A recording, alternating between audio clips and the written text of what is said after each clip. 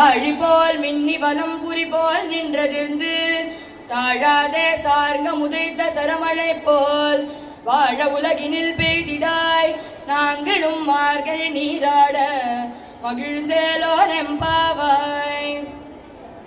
நாலாவது பாசுரத்துல ஆண்டாள் என்ன சொல்றா அப்படின்னா, போன பாசுரம் மூன்றாவது பாசுரத்துல இந்த பாவை நோன்பு பண்றதுனால என்னெல்லாம் நமக்கு கிடைக்கும் அப்படிங்கறதோட கண்டினியூஷனா மழை எப்படி பெய்யணும் அப்படிங்கறத இந்த பாசுரத்துல வருணன், அதாவது ரெயின் காட் கிட்ட பிரார்த்தனை பண்ணி சொல்றா. ஆழிமழை கண்ணா ஒன்று நீ கைகரவேல், வருணதேவனை பிரார்த்தனை பண்றா. மாதிரி நீ எனக்கு ஒரு ஹெல்ப் பண்ணணும், ஒன்று நீ கைகரவேல்.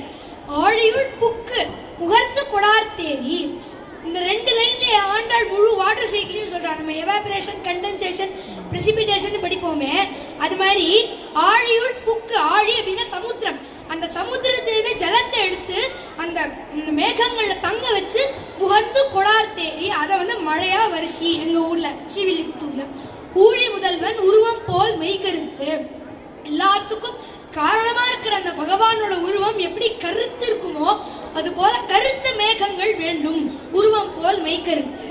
பாழியன் தோளுடைய பத்மநாபன் கையில் ஆழி போல் மின்னி வலம்புரி போல் நின்றதிருந்து, பாழியன் தோளுடைய அழகான தோள்களுடைய அந்த பத்மநாபன் எவருடைய நாபிக்கமலத்துல தாமரை இருக்கோ அப்பேற்பட்ட அந்த பெருமாளோட கையில இருக்கிற அந்த சக்கரம் போல மின்னல் வெட்டணுமா, வலம்புரி போல் நின்று அதிர்ந்து.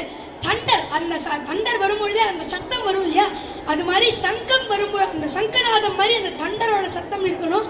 ஆழி போல் மின்னி வலம்புரி போல் நின்று அதிர்ந்து. தாழாதே சார்ங்கம் உதைத்த சரமழை போல், சாரங்கம் பெருமாளோட வில்லான அந்த சாரங்கத்திலேருந்தே எப்படி சரமழை அம்புக்கள்லாம் எப்படி மழை மாதிரி பாயுமோ அது மாதிரி மழை வரணும் அப்படின்னு ஆண்டாள்.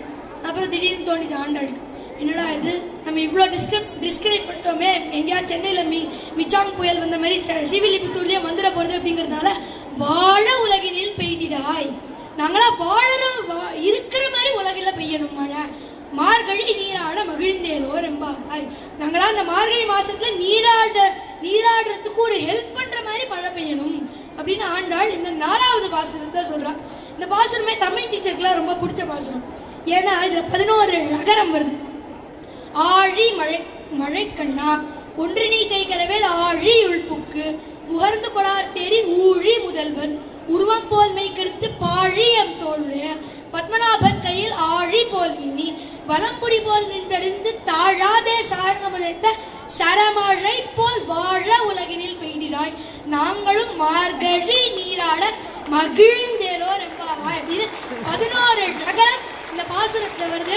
நம்மளும் இந்த பாசுரத்தை மார்கழி மாசத்தை சொல்லி மகிழ்ந்தேலோ ரெம்பாவாய் என்று இந்த 4வது பாசுரத்தை